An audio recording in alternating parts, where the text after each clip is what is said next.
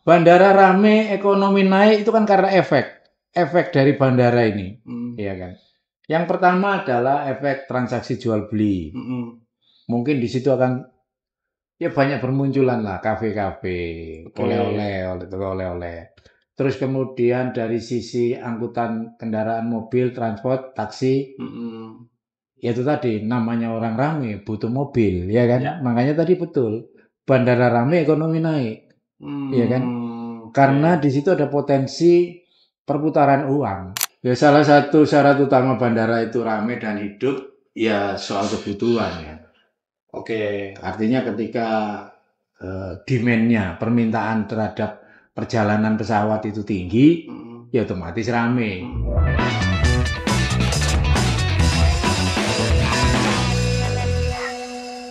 Halo kawan-kawan, selamat datang lagi di podcast Hing Ono Tunggale Jawa Pos Radar Banyuwangi. Sesuai dengan janji saya kemarin di podcast tempo lalu yang bersama Pak Martin ya, anggota DPRD Provinsi Jawa Timur dari fraksi PDI Perjuangan di Komisi D.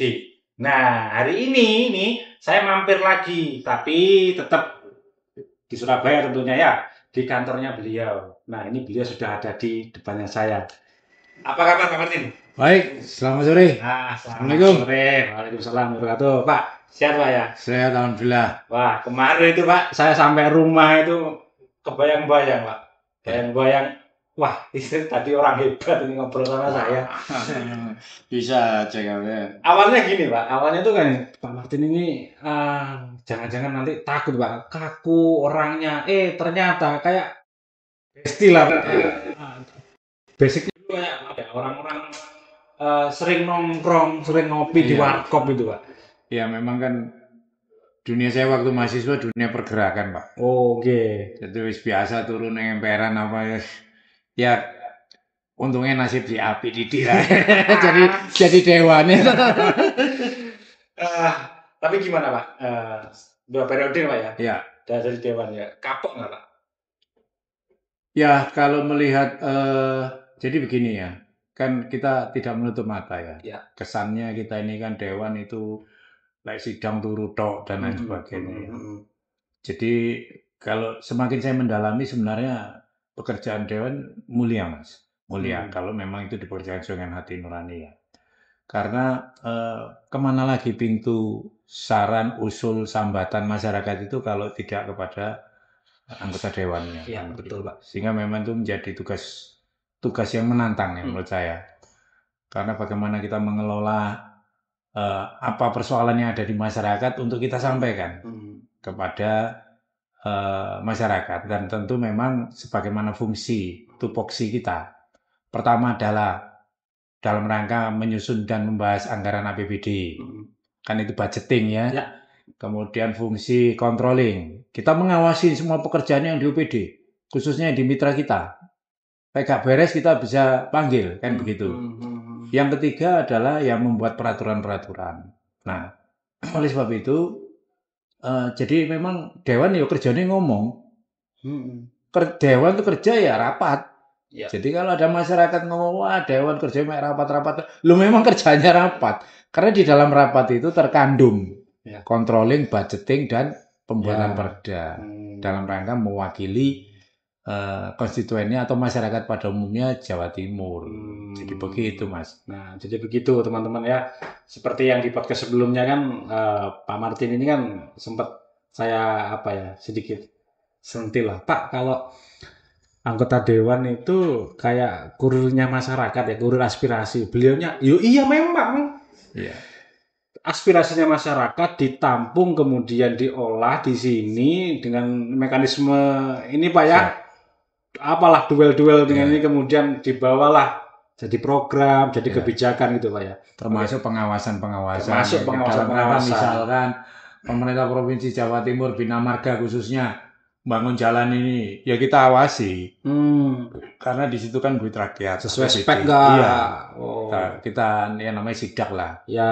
Ya kan? Kalau ada ketidaksesuaian ya kita sampaikan. Oke. Pak, kemarin kan di episode sebelumnya kita sudah ngobrol soal embung, Pak. Ya. Nah, hari ini mungkin kita akan bawa tema transportasi, Pak. Ya. Jadi transportasi yang terintegrasi, artinya nyambung. Ya. Dari Sabang ke Merauke dan sebaliknya, dari ujung timur Pulau Jawa sampai ke ujung lainnya. Ya. Kita nyambung semua, mulai dari kereta, kemudian kapal ada, terus kemudian apalagi pesawat juga Ya. ada. Nah, ini seperti bandara ramai, ekonomi naik. Gitu ya. Sepakat nggak kira-kira Bapak? Jadi pertama-tama memang persoalan transportasi memang ada di tupoksinya di Komisi D. Salah satunya kita bermitra kepada Dinas Perhubungan. Oke. Tentu nyambung lah. Nyambung kita bicara transportasi. Nah, sebagaimana bandara itu kan hanya satu mata rantai. Kalau kita melihat sebuah konsep terintegrasi. Ya.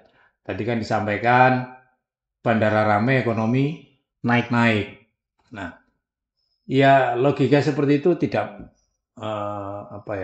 salah.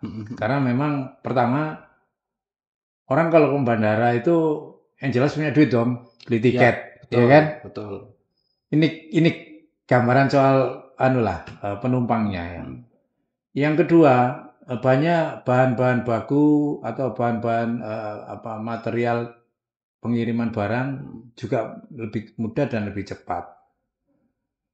Apalagi sekarang dengan market online, ya kan? Ya, betul. Jadi bandara sebagai sebuah tempat shelter ya, di mana semua menghubungkan. Ya. Kalau saya bicara Jawa Timur, bandara sebenarnya sudah mulai banyak bandara-bandara lokal. Ya. Banyuwangi katakanlah. Jember. Ya, Jember, Sumeneb. Sekarang ini bandara sempat jadi bandara internasional sih. Ya. Kediri. Karena dia mengangkut jamaah haji ke Arab Saudi. Dan Banyuwangi sempat jadi bandara internasional. Ya, pernah waktu itu. Karena ada jurusan Banyuwangi ke Malaysia, Sabah, Malaysia atau Singapura gitu. Artinya ini kan makin mengglobal. Orang Banyuwangi mau ke luar negeri juga bisa. Cuman mungkin hari ini okupasi penumpang yang ke luar negeri mungkin dari sisi pertimbangan bisnis belum menguntungkan, belum bisa bergerak, mungkin sementara tidak ada. Nah, bagaimana bandara menjadi integrasi? Saya selalu mengatakan bahwa transportasi ini harus mengikuti pola zaman, ya kan? Hari ini terminal kita provinsi mengalami fungsi yang menurun. Karena apa? Karena sudah banyak taksi online. Betul. Sudah banyak kendaraan yang tinggal telepon, saya dijemput di tempat. Betul. Dan diantarkan di titik tempat yang kita tuju. Betul. Kalau bicara soal angkutan umum, nah itu berarti kan angkutan massal. Ya kan, tentu harus mempertimbangkan pembiayaan.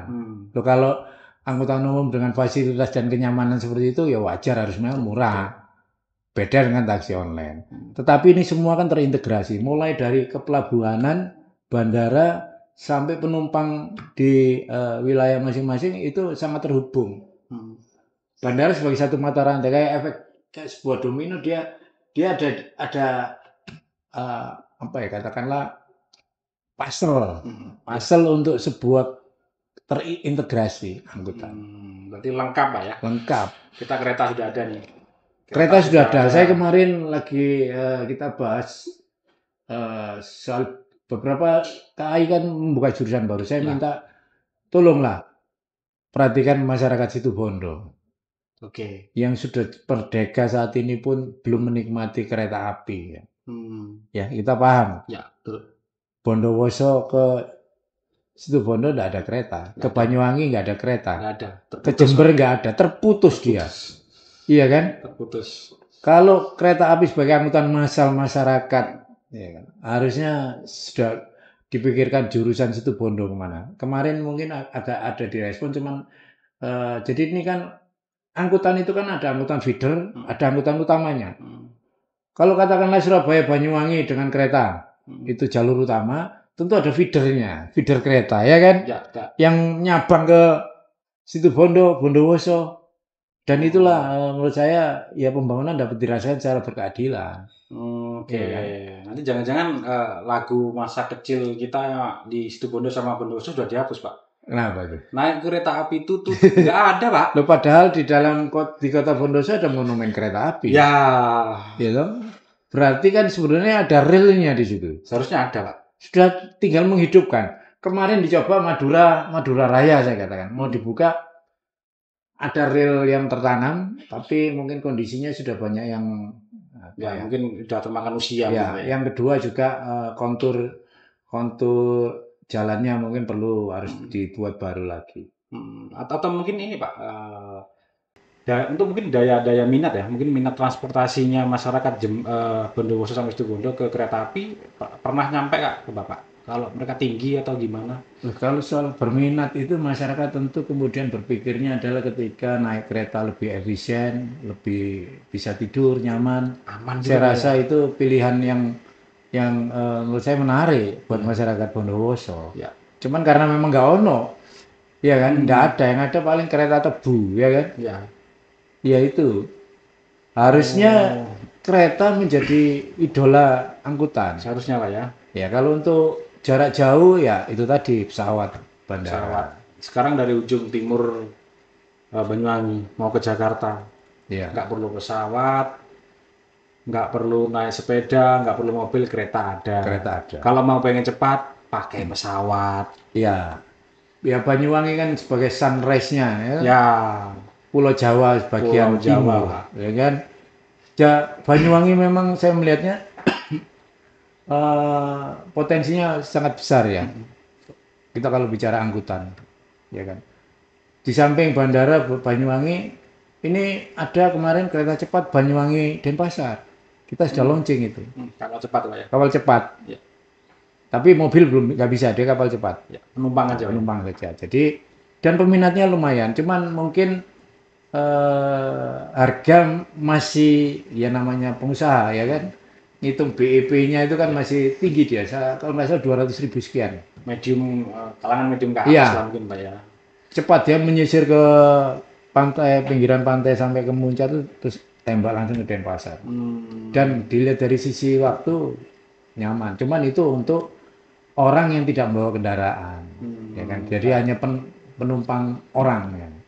Terus kemudian yang di sana kayak ojol itu Pak ya. Ya. Ketiban berkah juga kan Pak. Mereka pasti ya kalau mau melancong Ya. ke Bali terus kita nggak bawa kendaraan. Ya. Sewa dong. Efeknya pasti ada Mas. Nah, Bandara rame, ekonomi naik itu kan karena efek dari bandara ini, ya kan. Yang pertama adalah efek transaksi jual beli.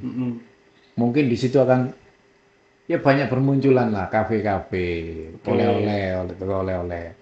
Terus kemudian dari sisi angkutan kendaraan mobil, transport, taksi, ya itu tadi namanya orang rame butuh mobil, ya kan. Ya. Makanya tadi betul bandara rame ekonomi naik, ya kan. Karena di situ ada potensi perputaran uang, ya kan. Dan kemudian orang yang tidak punya waktu lama untuk ke Jakarta, cukup dari Bandara Banyuwangi ke Jakarta paling 1,5 jam lebih, nyampe sudah. Terus kira-kira ya Pak, kira-kira ini kalau misalkan ada bandara nih di satu daerah, Ya. cuman terkadang ini ekonomi pertumbuhannya tidak merata, terutama di sekitar bandara. Itu kira-kira faktornya apa itu? Ya, saya pikir itu hukum ekonomi lah, ya toh. Pasti. Tapi kemudian kita harus juga menghitung bahwa semakin banyak orang ke Banyuwangi, nggak mungkin lah dia hanya di bandara saja. Betul. Dia mungkin mengunjungi familinya di Kalibaru katakan. Betul. Dia butuh kendaraan. Atau dia kepingin Blue Fire. Itu mulai travel wisata jalan. Penginapan, hotel, dapat tamu. Kena semua. Ya kan? Terus nasi tempong, dapat laris Pak. Orang kan ngejar nasi tempong.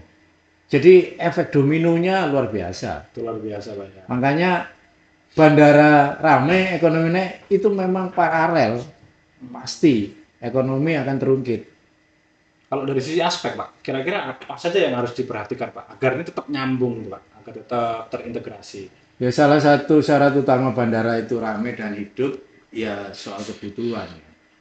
Oke. Artinya ketika demand-nya, permintaan terhadap perjalanan pesawat itu tinggi, ya otomatis rame. Gak mungkin rame cuman sampai bandara saja nggak terbang, Ya. main-main di bandara saja, itu menurut saya ya paling sekali 2 kali dia mau lihat bandara. Besok ya sudah biasa. Jadi memang tergantung supply and demand-nya.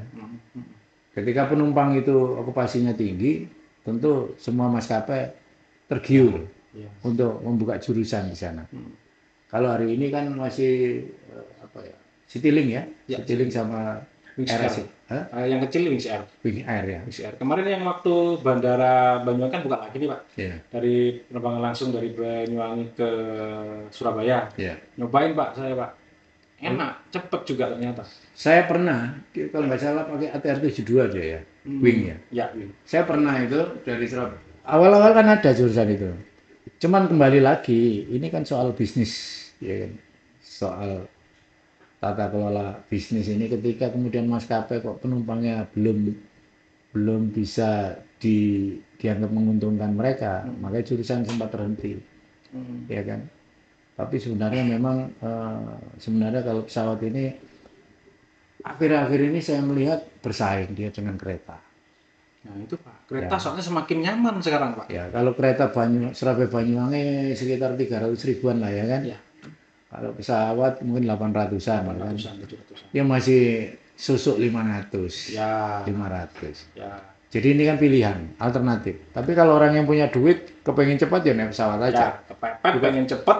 Iya, enggak persoalan, selisih 500 ribu kan gitu. Masalah, yang penting jadi pilihan, ya. Alternatif transportasi. Oke, Pak. Kemudian kalau dilihat dari keberhasilan nih Pak, keberhasilan integrasi ini tolak ukurnya apa ini Pak? Apa mungkin dari banyaknya orang-orang yang sudah meninggalkan kendaraan atau seperti apa mungkin Pak? Ya, jadi ini juga terkait dengan karakter ya. Karakter masyarakat kita. Oke.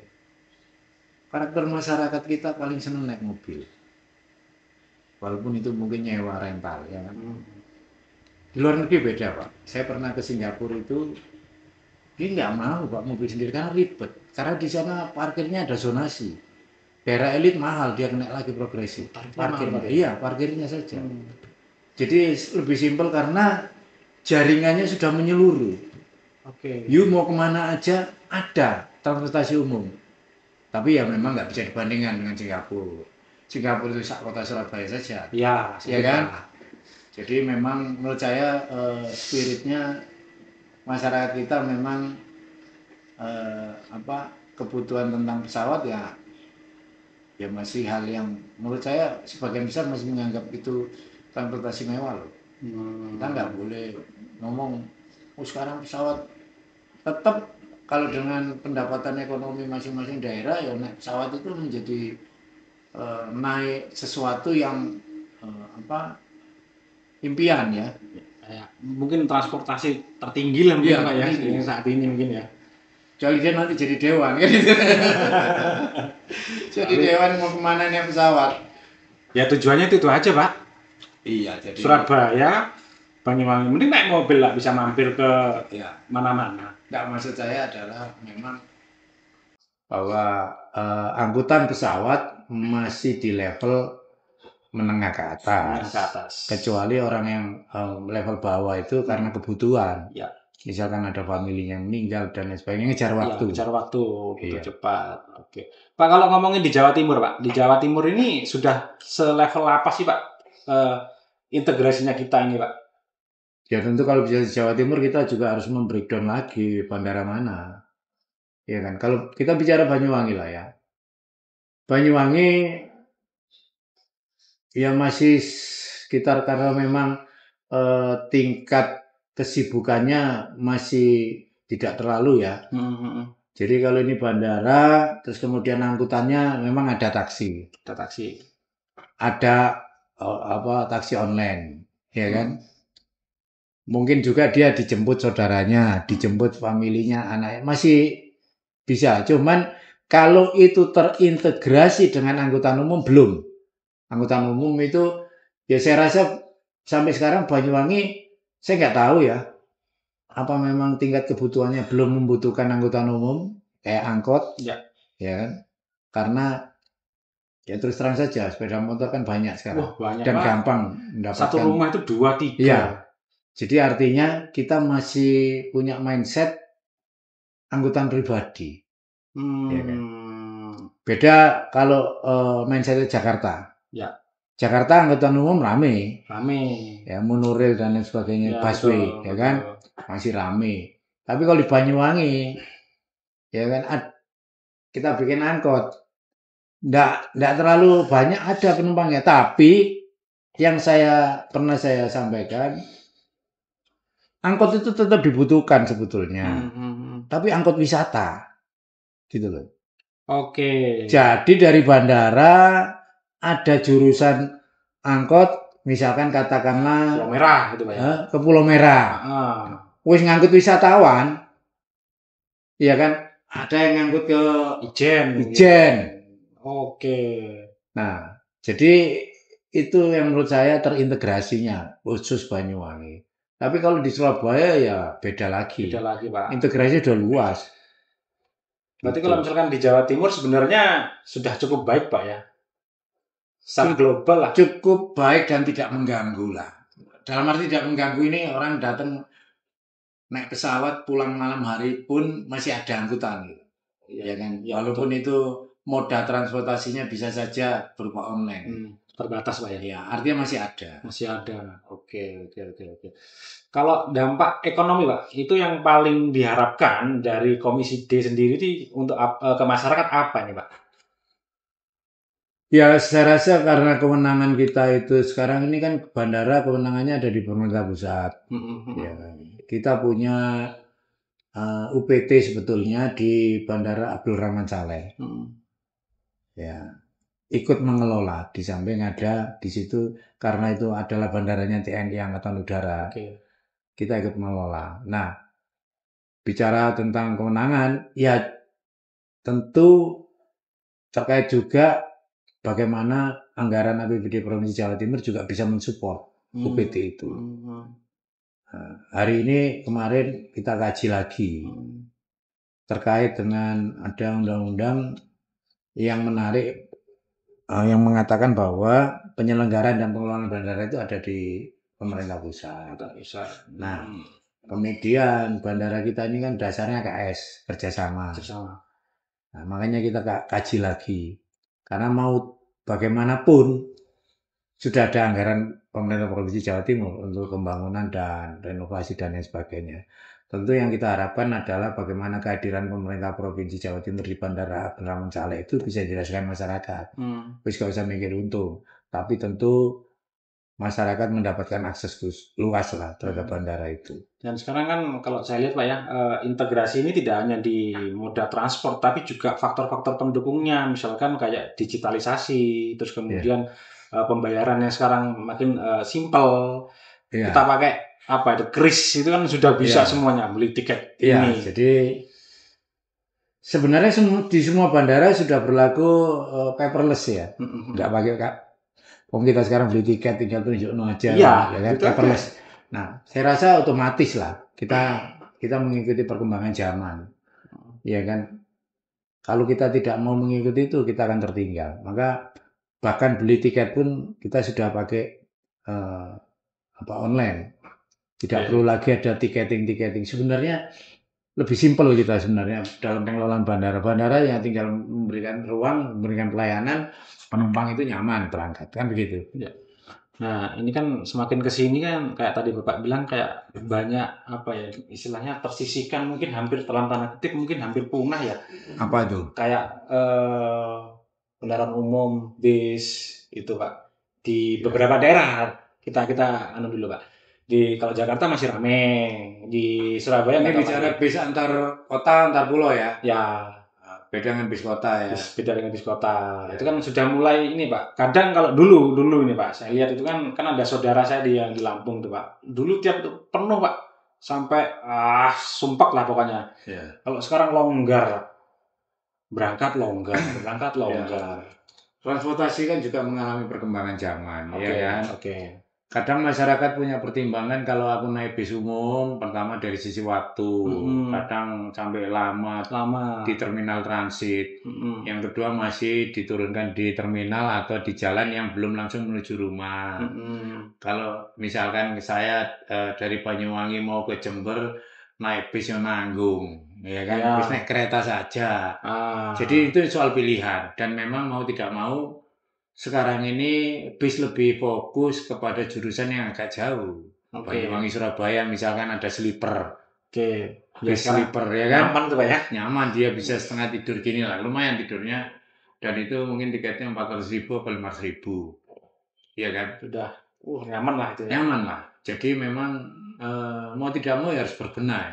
Bis juga yang nggak bisa lagi kayak dulu modelnya bis Akas, bis Mila. Iya, bis Mila. Ya, itu kan karena zamannya masih masuk lah. Anak-anak yang kuliah pulang ya naik bis. Nah itu semua kan Pak? Iya. Rame. Makanya kalau generasi-generasi 90 sama di bawahnya kan kita besar di angkot itu benar kayak gitu Pak. Iya, karena memang kita nggak punya sepeda motor. Betul. Kalau sekarang semua orang setiap rumah saya rasa minim satu sepeda motor punya. Oke. Pak itu kalau dampak untuk PAD seberapa tinggi Pak kira-kira Pak? PAD belum minim sekali kalau kita bicara soal bandara ya, karena dari sisi PAD itu kita hanya mengelola di Bandara Abdurrahman Saleh. Kalau di bandara lain tidak ada, kita nggak ada PAD dari bandara loh ya. Bandara. Tapi kalau dari angkutan umum kayak misalnya Transjatim ini kan sekarang ada sampai koridor berapa itu.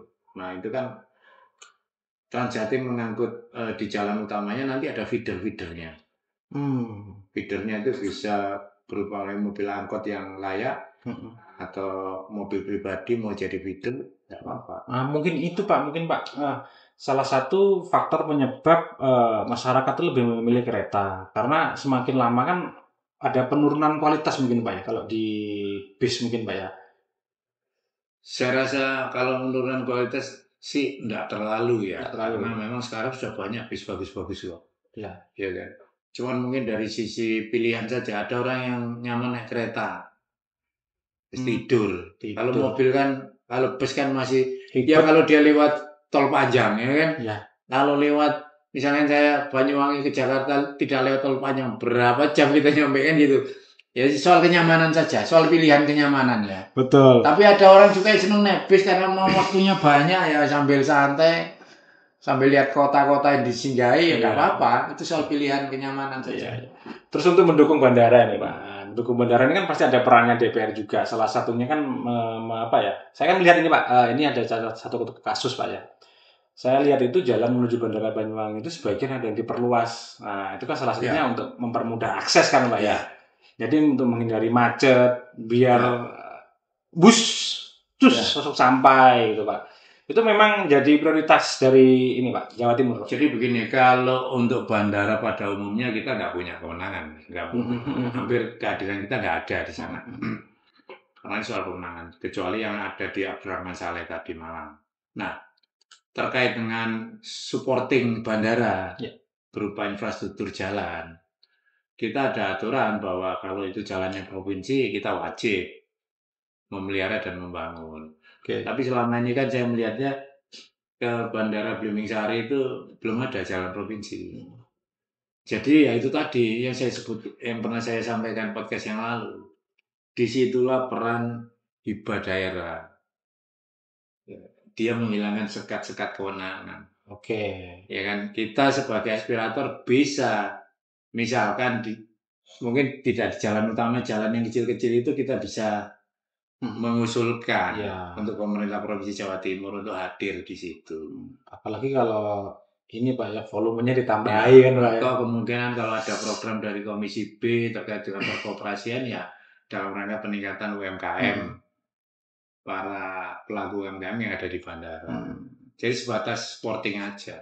Tapi kalau khusus pengelolaan bandara kita nggak punya akses dan kewenangannya. Kecuali di Abdurrahman Saleh itu. Kalau melihat tren saat ini Pak, kira-kira 5-10 tahun ke depan yang paling tren nanti pemuncaknya ini transportasi yang dari segi apa nih Pak? Apakah itu jadi kereta, pesawat atau yang lain Pak? Saya rasa untuk tujuan atau antara interkota dan kota lain itu lebih ke kereta. Kereta itu biasanya yang namanya stasiun itu ada di dalam kota, ya kan? Ya. Bandara biasanya ada di pinggiran.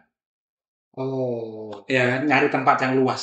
Iya, nyari tempat yang sesuai dengan pendaratan pesawat dan lain sebagainya, atau pengembangan wilayah masih bisa berkembang. Tapi kalau stasiun warisan Belanda, ya mesti ada di pusat kota. Dan orang ya lebih enak. Menurut saya kalau jarak-jarak antar kota gitu, ya masih dalam provinsi Jawa Timur ya lebih. Kalau kita bicara trennya lebih banyak menyukai kereta. Kereta. Nah, sekarang bandara juga dari harga tiket pun Surabaya Banyuwangi ya 800-an ya. Ya kan? Nggak tahu sekarang tiketnya berapa itu. Ya antara segitu Pak. Mungkin kalau ada promo biasanya lebih murah sih kalau ada promo. Tapi kan tertentu aja. Saya kira itu bukan promo, kan di tiket pesawat itu seatnya kan dibagi kelas apa, Yankee, kelas apa gitu. Ya, jadi itu bagian dari marketing. Kadang kita kalau beli online itu kadang hari ini harganya sekian, udah nggak usah dibeli. Nanti ntar lagi beli turun. Loh saya ini pernah mahal Surabaya Jakarta sampai 1 juta lebih karena rame itu, nggak beli. 1 jam kemudian memakai akunnya istri saya beda harga. Nah itu trik-trik dari marketing kan. Jadi begitu. Oke. Pak, kalau misalkan ngomongin kita bandara lagi nih Pak, Banyuwangi lah. Kira-kira perlu nggak Pak perubahan atau inovasi yang lebih Pak? Dari sisi bandaranya juga kebijakan dari pemerintahnya. Ya. Jadi kalau saya melihat khususnya Banyuwangi, menurut saya sudah bagus Pak. Karena perkembangan atau perubahan itu kan harus mengikuti kebutuhan. Iya. Ya kan. Kalau kebutuhannya itu masih segitu, ya mau dipaksain gimana kita mau. Betul. Jadi ya masih khususnya okupasi penumpang ya masih biasa. Tidak perlu intervensi ekspansif. Iya kan. Yang penting menurut saya bandara sudah cukup nyaman lah. Bimingsari itu. Ya kan. Cuman kan kemudian kebijakan-kebijakan yang mengikuti itu harusnya didorong untuk ada integrasi tadi. Ya, bagaimana bandara itu kemudian yang mungkin orang supaya tadinya tidak tertarik naik pesawat ya kan, naik bandara itu mungkin dikasih mall gitu kan, jadi dia wah perlu dicoba nih naik bandara ini. Ada stimulus Pak ya? Ada stimulus, stimulus untuk mengakrabkan diri pada bandara kan gitu. Oke. Pak, kalau dari provinsi-provinsi lain mungkin Pak yang pernah Bapak kunjungi Pak, kira-kira ada yang perlu dicontoh nggak nih Pak? Soal bandaranya atau sistemnya atau gimana ya Pak? Saya melihatnya kan itu tadi ya, bahwa bandara ini sangat bergantung pada tingkat kebutuhan dan okupasi penumpang. Kita harus bisa mengambil pelajaran bagaimana Bandara Kertajati. Pernah ke Bandara Kertajati? Belum pernah Pak. Saya udah berapa kali. Saya melihat dari sisi fasilitas dan tempat udah bagus. Tapi karena penumpangnya nggak ono, maskapai yang nggak tertarik ambil jurusan itu. Nah kemarin sempat tanda petik dipaksa. Orang ke Jakarta mampir dulu di Kertajati, transit. Supaya ini ada aktivitas kan begitu. Karena begitu bandara tidak ada aktivitas, tentu yang namanya pengelola bandara ya pasti rugi karena nggak ada pemasukan, ya kan. Jadi menurut saya secara umum hampir standar bandara tentu dibuat nyaman sebagaimana tuntutan kebutuhan. Kalau Anda ke Bandara Lombok itu bagus karena banyak turis asing, itu internasional. Itu kalau misalnya gini Pak, kalau misalkan pemerintah daerah ya cawe-cawe nih Pak, ini misal Pak ya, misal andai kata kan ada nih di Banyuwangi itu wajib pakai ojek online di hari tertentu, kemudian ada lagi kebijakan yang harus belanja untuk nanti diberikan ke orang lain, itu kan khusus untuk ASN saja. Kalau pesawat kira-kira viral nggak Pak digituin Pak? Jadi beginilah, itu kan hanya untuk membangkitkan semangat mengungkit perekonomian. Iya. Tapi apapun itu kan kembali kepada nggak bisa dong orang beli dipaksa, Ya. ya kan? Walaupun itu mengatasnamakan dia ASN. Nah, seperti tadi harus wajib lewat online. Dalam skala tertentu sih bagus. Ya. Untuk membangkitkan karakter kita menggunakan angkutan umum. Ya. Ya kan? Jadi, tetapi kemudian kan ini dibatasi oleh kewenangan. Ini nggak mungkin pemerintah kabupaten mengatur masyarakatnya harus belanja gini. Nggak ada hukumnya, Pak. Ya kan? Jadi tetap Kalau benturan. ASN kan masih dalam tahap perintah pimpinan kan gitu. Ya. Untuk itu pun ya harusnya masih himbauan atau bukan suatu kewajiban kalau nggak dilaksanakan kita dihukum atau apa. Saya pikir kan dalam menumbuhkan minat terhadap angkutan umum. Kita sementara ini dipaksa dengan kebijakan kan gitu. Mungkin ini Pak ya untuk istilahnya ya seperti tadi Pak, menstimulus masyarakat. Iya. Ini loh. Ini loh ada bandara di Banyuwangi, ada bandara di Jember nih loh. Ini bisa dibeli tiketnya, bisa digunakan kalau kamu lagi sibuk atau pengen cepat. Tapi ini kan saya melihatnya ini bandara-bandara kecil ini antar daerah bandara-bandara kecil ada perusahaan yang memang fokus di pengangkutan yang tidak terlalu massal, pesawat kecil-kecil, ya kan, kayak Susi Air, terus beberapa maskapai yang dia tidak punya pesawat berbadan lebar, paling ya kalau pun paling tinggi ya model ATR yang 70 sekian orang, dan itu pun ya jadwalnya mungkin maksimal 1 hari sekali, atau bahkan sekarang ini semakin mudah dan semakin banyak maskapai yang menyewakan pesawat kecil-kecil itu. Kecil-kecil. Jadi tetap bandara fungsinya itu sangat penting, ya kan? Ya. Jadi ada teman saya juga ngomong, kalau kita urunan-urunan itu paling sewa ya dihitungnya kalau ini penuh berapa, atau sekian persen kita sewa satu jurusan saja, bukan charter ya. Untuk ngangkut kita. Saya pernah dulu tahun berapa itu di Kalimantan. Penumpangnya cuman paling 4-5 orang ya, pakai Fokker 28 dulu. Itu kita dikenai full seat. Mau nggak? Angkut. Nah, itu. Jadi dia memang melayani permintaan khusus. Ya intinya lu mau bayar, gua angkut. Tapi dipaksa semuanya full Pak ya? Fair lah, nggak apa-apa. Karena dia juga punya hitungan. Pesawat ini kan kalau mengirim 2 orang, 3 orang ya rugi. Ya, betul. Tapi kalau Anda memang butuh privilege, ya toh, ya pasti harganya beda lah. Orang kalau seperti Sultan diangkut, ya membayarnya mahal lah. Mahal Pak. Iya kan? Mahal. Wajar. Dari sisi bisnis wajar. Apalagi kebutuhan anak-anak sekarang kan Pak. Wah. Dan di daerah sering itu, kalau kita ada kebutuhan yang mendadak, walaupun tidak ada jadwal, tapi pesawat itu tinggal ditawarkan, kamu mau bayar gini mau nggak? Kita angkut. Ya lama-lama besok ya menjadi angkutan biasa Pak, pesawat ini Pak. Karena kebutuhan ya. Karena daerah kepulauan itu kan butuh pesawat. Ya, betul. Naik laut ya lama. Ya ujung-ujungnya ya kemampuan soal tadi, membayar tadi, lebih dompet tadi. Ya. Tapi artinya fasilitas ada gitu loh. Ya.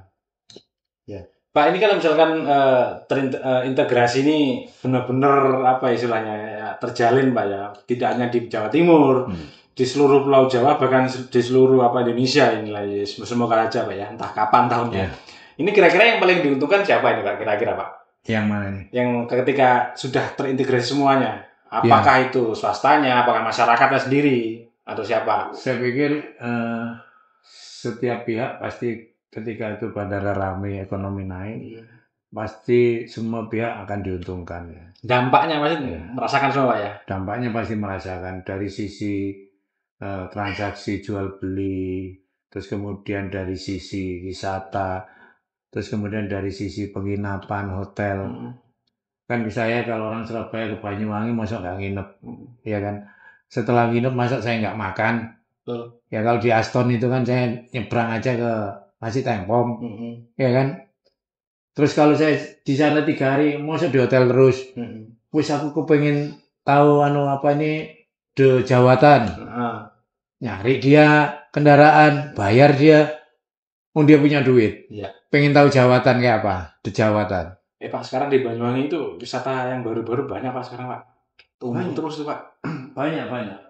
Sekarang mulai tumbuh yang di gunung itu ada, kemudian pantai itu ada lagi bukaan baru. Dan bagus-bagus. Bagus, daerah Pesanggaran itu lumayan loh. Bukan hanya Pulau Merah. Iya kan? Ya.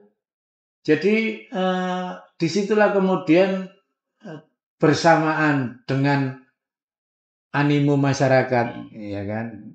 Masyarakat itu kalau sudah kenyang, pasti mikirnya kan pengen jalan-jalan. Iya toh? Dan saya lihat wisatawan domestik banyak. Orang Banyuwangi pun wisata di Banyuwangi. Iya kan? Betul, Pak. Karena memang menurut saya ya kalau soal kebutuhan perut dan sandang ini sudah secara standar sudah terpenuhi kan mesti nabung dia mikir pengen jalan-jalan ke Pulau Tabuan kan itu atau ke Menjangan. Ya, biarlah bergaya kerja terus capek. Justru itu healing kita. Nah, semangat seperti itu kemudian ada fasilitasnya. Ya jalan. Oke. Cuman ya pesan saya ya dihitung ulang juga jangan terlalu mahal-mahal. Ya mungkin orang ya kalau pas dia masuk sana pasti tetap bayar lah. Ya. Tapi besok jerah ini. Wah. Nah, ini banyak kejadian tempat wisata ya istilahnya digeprek ya kan. Iya. Parkir bisa sekian. Masih mumpung, Masih mumpung. Ya kita harus memikirkan jangka panjang ya kan. Makan ini 50.000. Iya toh? Betul, Pak. Ya bolehlah harga di atas sedikit dari tapi ya jangan terlalu ekstrim. Wadah, Pak. Ini saya nggak sebut, Pak ya. Artinya nggak sebut mereknya wisatanya mana, cuman saya pernah masuk wisata alam, Pak. Tiketnya 35.000. Ya. Wisata alam. Itu wisata alam, Pak. 35.000. Kecuali itu swasta. Iya. Misalkan swasta. Ya biasanya itu Pok Darwis itu ya. Dikelola Pok Darwis. Ya. Ada itu, Pak. Iya. Wah, itu luar biasa. Makanya perlu pembinaan lah kayak Pok Darwis itu perlu pembinaan karena mereka juga merupakan orang terdepan lah dalam meningkatkan wisatawan. Ya. Jadi harus diberi pemahaman. Iya, ngono ning ojo ngono. Karena ketika ini integrasi terbangun dengan solid dan apik gitu Pak ya, otomatis peta ekonomi juga akan berubah. Iya. Lebih baik lagi Pak. Ya, jadi pengungkit ekonomi toh. Betul. Peredaran uang di desa Pak. Loh, sekarang ini kan kita soal peredaran uang aja nih secara ekonomi. Kalau uang itu beredarannya di kota, di kantong gitu, makanya kan kebijakan pemerintah sekarang beda dengan pemerintah yang lalu, kementerian yang lalu, keuangan itu sekarang jadi idola itu Pak Purba ya. Kalau konsep yang lalu ngumpul duit nabung. Ya. Konsep yang baru belanja sing akeh. Belanja yang banyak. Biar ekonominya jalan. Wong dodolan payu, muter semua iya, kan. Orang jualan laku. Iya. Iya kan? Betul. Jangan pelit-pelit kamu nabung terus. Iya. Enggak dibawa mati. Kayak gitu. Ya belanjakan. Ya kan walaupun mungkin ya artinya ada uang yang diputar di daerah. Betul. Di desa. Ya termasuk misalkan soal dana hibah.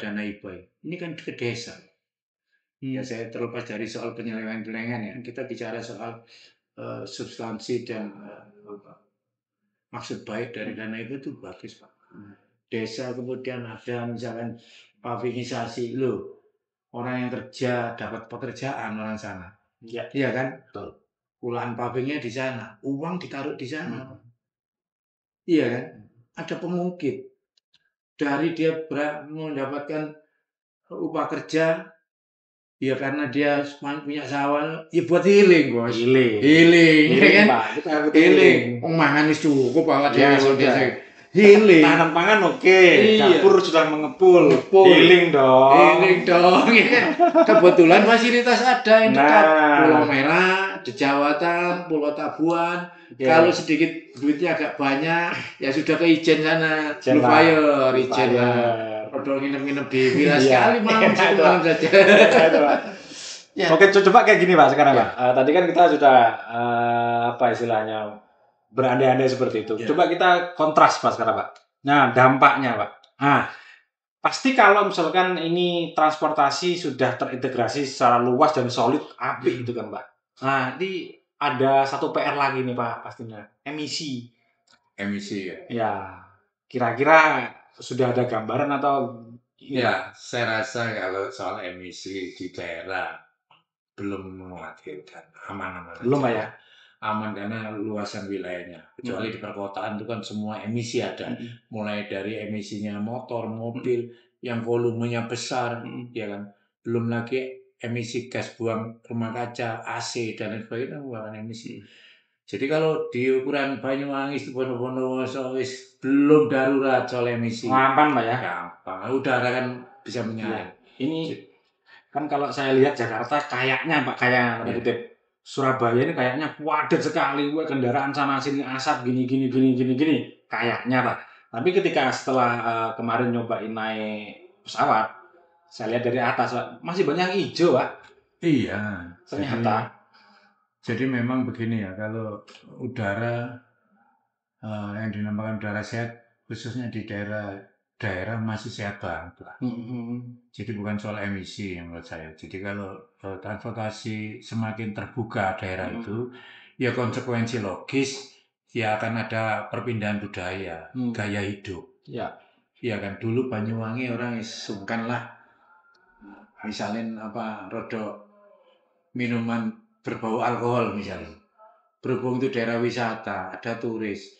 Iya kan, tentu daya tariknya katakanlah bir, misalnya ya. Walaupun nanti itu ada kaitan dengan aturan ya. Ini kan secara tidak langsung membawa budaya. Kita alam bawah sadar kita akan mengikuti budaya yang baru kita kenal. Ya, betul. Iya kan. Yang tadinya kota santri mungkin bisa saja agak sekolah santri tapi agak lebih bebas. Nah, itu yang diperlukan pemerintah dalam rangka melakukan pembinaan. Kan dulu ada konsep katanya kan wisata syariah. Iya kan.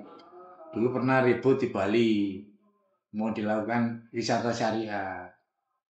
Konteks masyarakat lokal ya gak cocok karena dia tidak terlalu ya kita fair saja. Dia tidak mengenal syariah, ya kan? Nah kalau konsep wisata syariah misalnya diberlakukan di daerah pantai, orang yang mau berbikini kan tidak mau datang. Ya. Ujung-ujungnya duit tidak masuk. Dia nggak mau datang ke situ karena kalau di situ dilarang. Nah ini kan secara jangka panjang juga mempengaruhi. Jadi selalu ada risiko. Kalau daerah itu menjadi sebuah daerah terbuka, selalu ada risiko terkait perubahan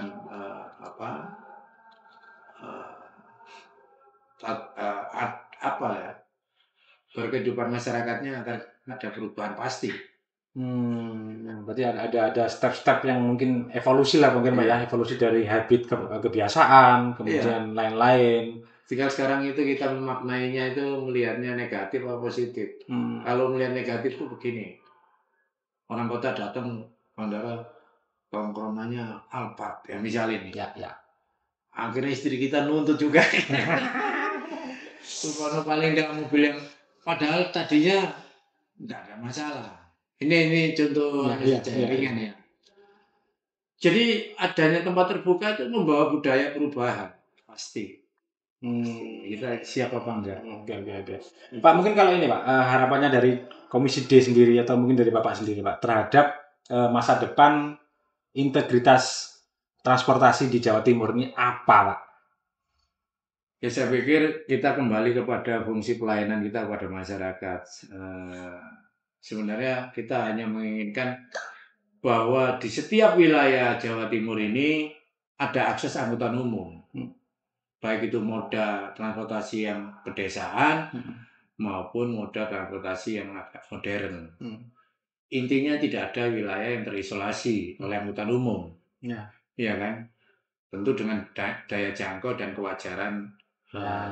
Sebab ini kan hukum ekonomi lah. Kalau hiu terlalu mahal juga nggak laku. Betul Pak. Terlalu murah hiu bangkrut. Kan begitu. Jadi ada keseimbangan. Ketika kemudian ini menjadi moda transportasi yang bisa mengakses seluruh wilayah, bagus. Di situ nanti bisa ngangkut bebek. Yang ini peternak kecil lah ya. Bisa ngangkut bebek, sayuran, sampai ke desa, dijual ke pasar. Ini kan bicara pergerakan ekonomi. Iya kan? Oke. Dia tidak perlu lagi jual ke Surabaya. Kalau pasar itu sudah ramai dan sudah bisa menguntungkan buat dia, nggak jauh-jauh. Oke. Pak, satu pesan terakhir nih Pak, sebelum kita tutup Pak. Kalau misalkan dibolehkan ngomong Pak dalam dirangkai satu kalimat atau satu paragraf mungkin ya, ada nggak pesan Pak kepada kepala daerah, kepada kades mungkin ya, atau mungkin pimpinan-pimpinan yang ada di inilah di daerah mungkin Pak ya, di kabupaten ya, agar cita-cita ini di Jawa Timur ini semuanya terhubung. Kayak apa namanya Pak, ini Pak, sel-sel kita kan terhubung semuanya. Apa kira-kira Pak? Ya, jadi khusus masalah transportasi, ya sebagaimana menyesuaikan wilayah masing-masing. Tentu ketika kebutuhan itu sudah harus diadakan angkutan umum, ya harusnya semua akses bisa masuk. Tentu juga ini juga ada pertimbangan-pertimbangan ekonomi. Tidak mungkin kan itu kemudian akses itu belum sangat dibutuhkan, ya saya fair saja untuk di daerah-daerah memang belum terlalu sangat mendesak, ya kan. Cuman ya itu tadi, supaya orang desa ini punya akses, ya kita kembali kepada fasilitas jalan. Ya jalannya ya nggak usah terlalu mulus-mulus banget, tapi nyaman dan tidak membahayakan. Aman Pak ya? Ya kan, aman. Berarti penerangan aman. Kan begitu. Ya. Ya kalau angkutan umum nanti menyusul setelah semua infrastruktur itu ada. Tertata baru itu Pak ya. Oh. Jadi banyak hal yang harus kita perhatikan. Maka ketika itu di daerah-daerah, khususnya di desa-desa yang agak menurut saya terisolir, ya pemerintah harus hadir. Karena dari daerah terisolir itu bisa jadi ada sambungan ekonomi dengan daerah lain. Ya minimal jalannya ada lah, jalan-jalan setapak atau apa. Banyak sebenarnya masih daerah-daerah ini yang jalannya ya jalan alam kan gitu. Ya kan? Ya dibuatlah. Kalau itu kemudian menggunakan dana hibah yang mungkin harus diarahkan. Setiap anggota dewan tidak boleh harus di sini, tidak apa-apa. Titiknya harus di tempat yang prioritas. Kan jadi terintegrasi dengan kebijakan pemerintah daerah. Saya rasa itu. Ya. Jadi teman-teman semua cukup konkret ya dari Pak Martin ini. Kemarin menarik ya, sekarang masih menarik nih beliaunya, memang luar biasa top. Aduh, gak bisa ngomong sudah. Kemarin ngobrolin soal embung, sekarang ngomong transportasi. Bayangkan kalau misalkan Jawa Timur besok ini integrasinya sudah benar-benar terjalin 100%. Kemudian dengan harga terjangkau dan masuk akal. Kira-kira kalau misalkan dari Banyuwangi mau kemana, atau dari Surabaya mau kemana, nggak perlu beli motor deh. Nggak perlu punya kendaraan pribadi. Pokoknya satu, ketahanan pangan keluarga sudah aman Pak ya. Kita healing. Oke, kita ketemu lagi dalam podcast selanjutnya. Masih bersama saya Agung Zana dari Jawa Pos Radar Banyuwangi, dan juga narasumber kita yang paling luar biasa ini Bapak Martin. Terima kasih Bapak. Terima kasih. Sehat selalu Bapak. Terima kasih atas kehadirannya. Salam untuk Banyuwangi Subono. Salam.